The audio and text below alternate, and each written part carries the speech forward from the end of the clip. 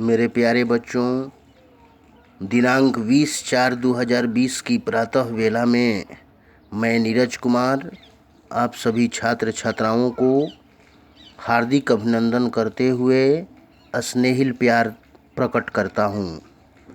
मेरे प्यारे बच्चों, आज की कक्षा के पूर्व मैंने आप सभी छात्र छात्राओं को देशगीत कविता का शब्दार्थ एवं भावार्थ लिखकर प्रेषित किया था।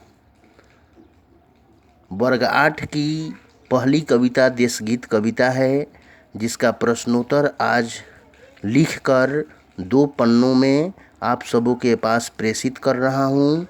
इस कविता के प्रश्नोत्तर को काफ़ी गहराई से अध्ययन करेंगे और इसे याद करके अपनी हिंदी की फेयर कॉपी में फेयर भी कर लेंगे।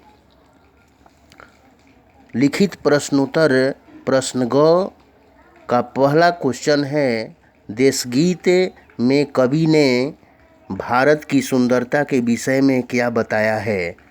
इसका उत्तर है, देशगीत में कवि ने भारत की सुंदरता के विषय में बताया है कि हमारा देश सभी देशों से न्यारा है। हमारा देश तीनों लोकों में भी सुप्रसिद्ध है।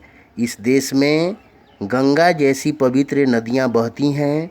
सूरज की प्रस्फुटित होती किरणें हमारे देश को चमत्कृत कर देती हैं। हमारा देश स्वर्ग के समान सुंदर है।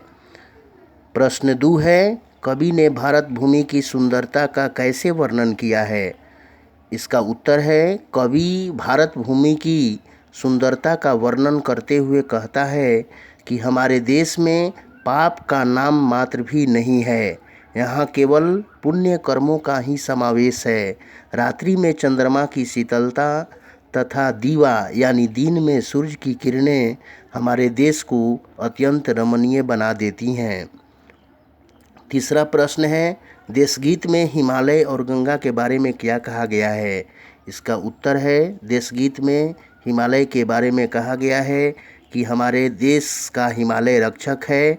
इसकी चोटियाँ भारत की सुंदरता को बढ़ा देती हैं। और गंगा के बारे में कवि ने कहा है कि गंगा हमारे देश की सबसे पवित्र नदी है। इसका जल भारत की धरती को सिंचित कर अत्यंत पावन तथा उपजाऊ बना देती है। प्रश्न 4 है, देशगीत में कवि ने भारत के लिए क्या कामना की है।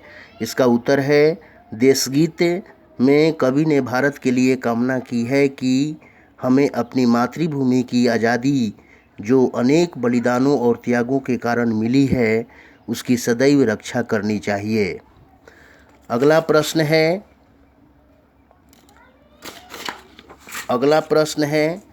प्रश्न 5 कि इस कविता के माध्यम से कवि ने हम सबको क्या संदेश दिया है। इसका उत्तर है,